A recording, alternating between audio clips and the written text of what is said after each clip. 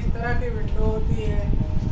ठीक है, जैसा कि आपने वर्ड में सीखा है, ऊपर एक पट्टी होती है ये, इसमें 3 बटन मिल जाते हैं इस तरह के, क्रॉस, एक इस तरह का मिल जाता है बॉक्स, ठीक है, एक इस तरह का मिल जाता है।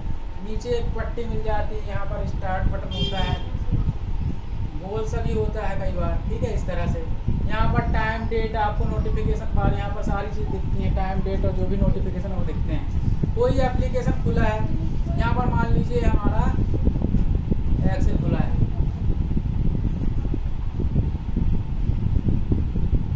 एक्सेल में क्या सीट आती है, सीट 1 या बुक 1 जो भी है।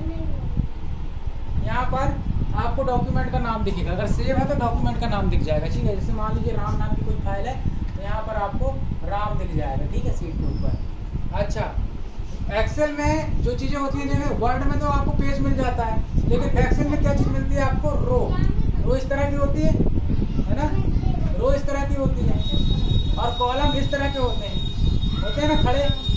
तो ये कॉलम, रो और कॉलम के इंटरसेक्शन से सेल बनता है। देखो, ये मैं रो और कॉलम का इंटरसेक्शन किया। अब ये मान लीजिए रो 1 नंबर की रो, 2 नंबर की रो, 3 नंबर की रो, 4 नंबर की रो। ठीक है, रो को हम कॉलम, रो, ये रो को हमने ऐसे रिप्रेजेंट किया, 1 2 3 4 5। कॉलम को हम प्रेजेंट करेंगे A B C D, इस तरह से प्रेजेंट करते हैं। ठीक है, तो रो और कॉलम के इंटरसेक्शन से जो डब्बा बना वो सेल कहलाता है।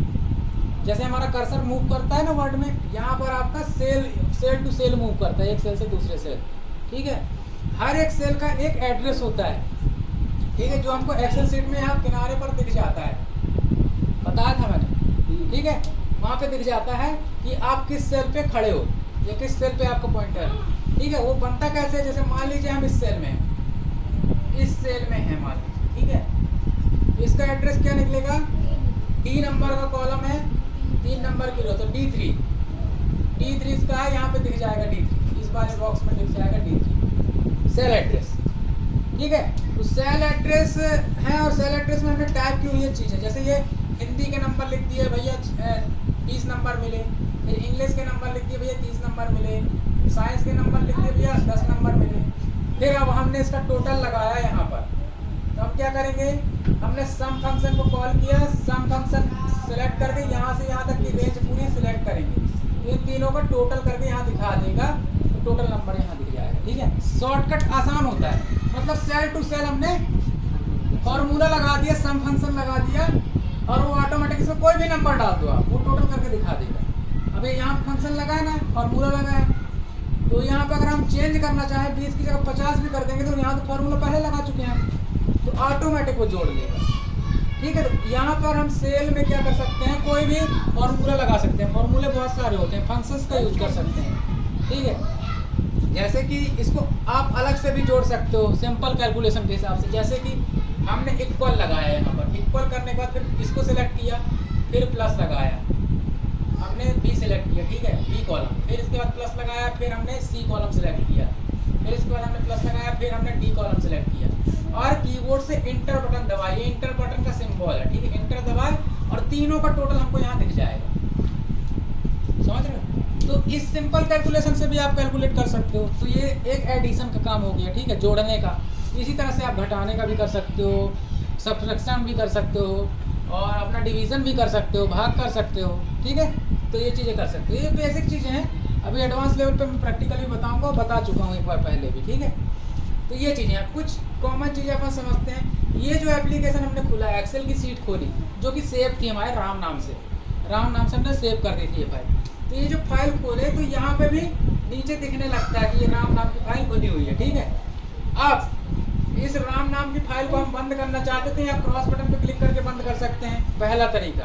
दूसरा तरीका, इस पर हम राइट क्लिक करके भी क्लोज कर सकते हैं। राइट क्लिक करेंगे, ऑप्शन आएगा, क्लोज सेलेक्ट करेंगे, बंद कर देंगे। ठीक है, ये दूसरा रास्ता। तीसरा रास्ता, कीबोर्ड से हम ऑल्ट प्लस स्पेस बटन दबाएंगे, तो यहाँ पर एक ड्रॉप डाउन मेन्यू खोलेगा। इस तरह से ऑप्शन दिए होंगे, उसमें आपको क्लोज ऑप्शन मिलेगा। क्लोज ऑप्शन पे क्लिक कर दोगे, एंटर से या एरो बटन से आकर के क्लिक एंटर कर दोगे, तो भी वो बंद हो जाएगा।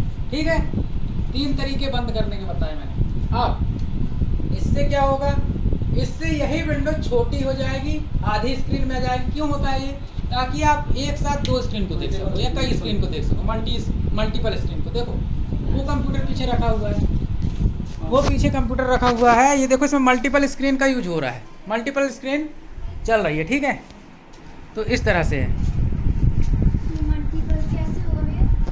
छोटा कर दिया मैंने हर एक स्क्रीन को, फुल पर्दे पे खुली, मैंने इस बटन पे क्लिक किया, इसका साइज छोटा हो गया ऐसे, ठीक है। मैं और छोटा करना चाहता हूँ तो यहाँ पर पॉइंटर को लाऊंगा कोंटे पे, ये 4 कोंटे हैं, 4 कोंटे पकड़ के ऐसा जब एरो से चेंज हो जाता है तो इसको ड्रैग करके और छोटा कर दूंगा, ठीक है। उठा करके मैंने इसको सेट कर दिया, फिर दूसरी विंडो खोली मैंने, उसको भी मैंने छोटा कर दिया, इसी ऑप्शन पे क्लिक करके उसको बगल में ला के यहाँ रख दिए। फिर तीसरी विंडो खोली, तीसरी को भी ऐसे ही कर दिए, चौथी की, चौथी भी ऐसे करके मैंने बहुत सारी स्क्रीन खोल के छोटी छोटी करके रख ली, और सारी चल रही हैं, सारी चल रही हैं भाई। एक में आपने यूट्यूब खोल लिया, एक में जीमेल खोल लिया, एक में व्हाट्सअप खोल लिया, एक में फेसबुक खोल लिया, एक में इंस्टाग्राम खोल लिया, तो ऐसे करके बहुत सारी चीज़ें खोल सकते हो। और आप काम भी कर सकते हो। मान लीजिए आपको मूवी देखना है, आपने यूट्यूब पे वीडियो लगा ली, मूवी देख रहे हो, बगल में आपने वर्ड का फाइल खोल लिया और इतना सा करके टाइपिंग वाला पेज बस दिखे, बस छोटा सा, जहाँ टाइप कर रहे हैं, टाइप करते जाओगे वो आगे पीछे अपने आप आता जाएगा, दिखता जाएगा। तो भाई मूवी भी देख रहे हैं, टाइप भी कर रहे हैं, मल्टीपल वर्क्स कर सकते हैं, ठीक है। तो ये बेनिफिट है। और इसमें क्या समझाने लायक है, यहाँ पर टाइम डेट दिखता है, कोई भी नोटिफिकेशन दिखता है, इंटरनेट की कनेक्टिविटी भी यहाँ पे दिखती है आपको, ठीक है। और जो भी प्रोग्राम चल रहा है उससे संबंधित नोटिफिकेशन यहाँ पे आते जाते रहते हैं, तो अगर ऑन है तो। टाइम करेक्शन के लिए यहीं से आप करेक्ट कर सकते हो, वो भी मैंने बताया, ठीक है।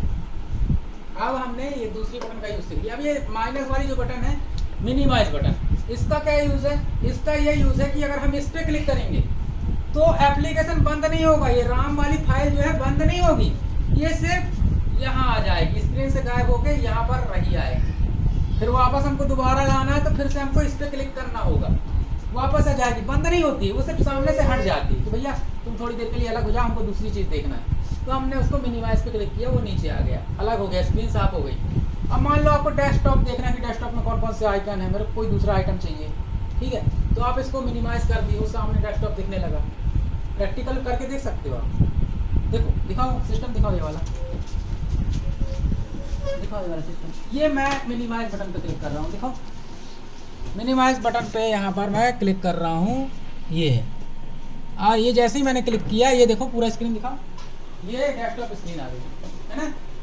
हाँ चलो आ जाओ यहाँ, बोर्ड दिखाओ।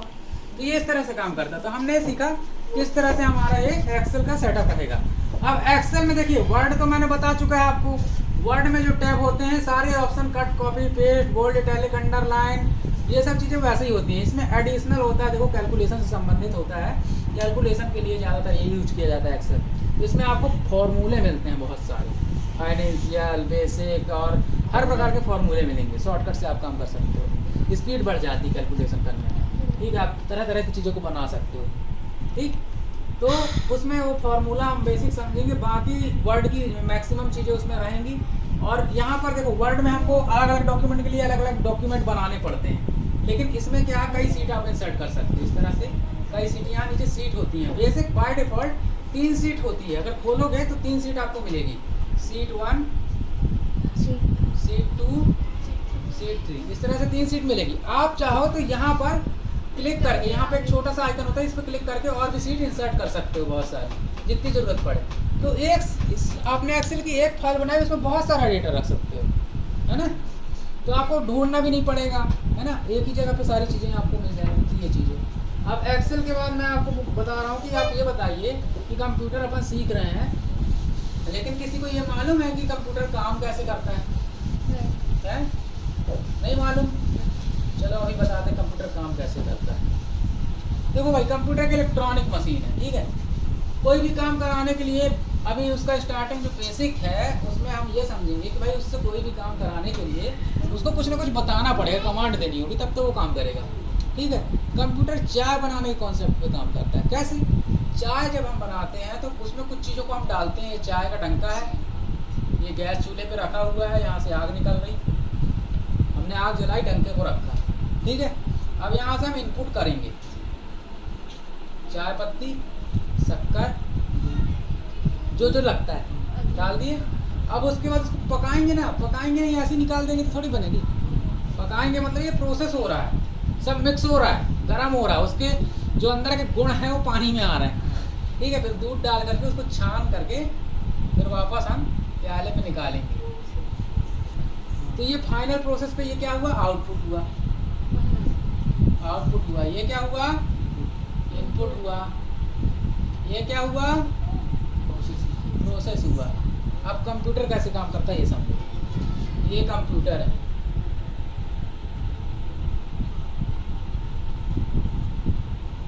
ये कंप्यूटर है, ठीक है,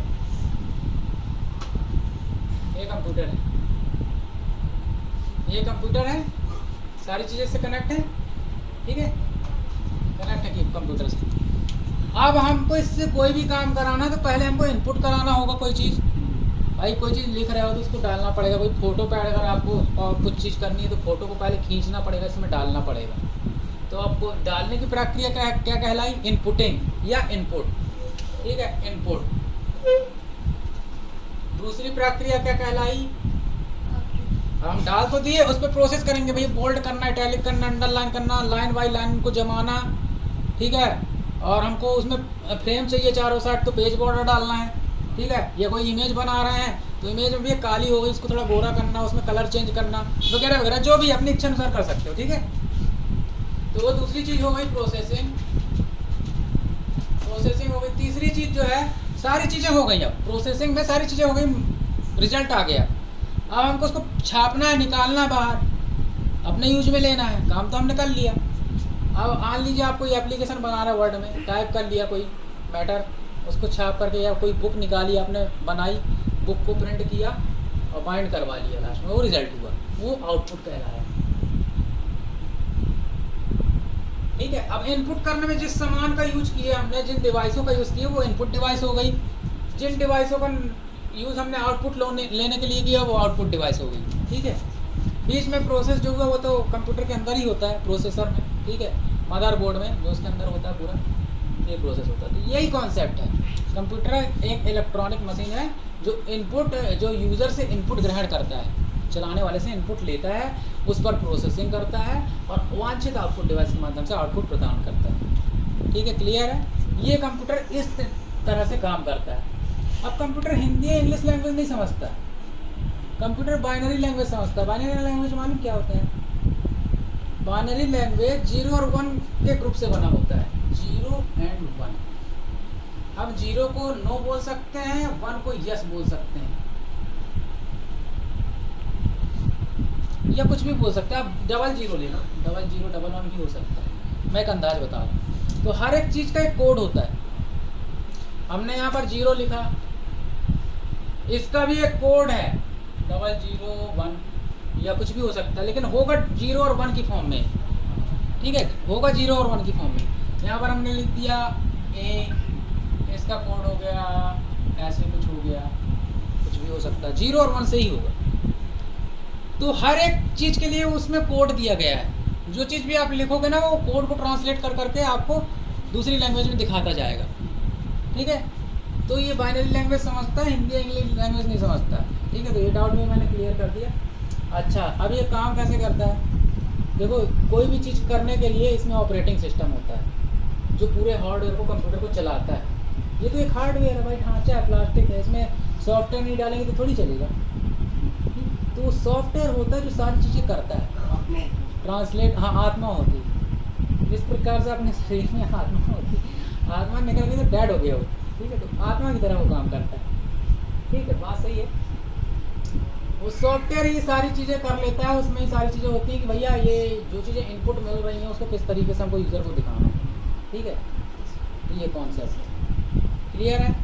अब किसी को कुछ पूछना है इस विषय में या और किसी विषय में, जो चल रहा है अभी बंद रहो।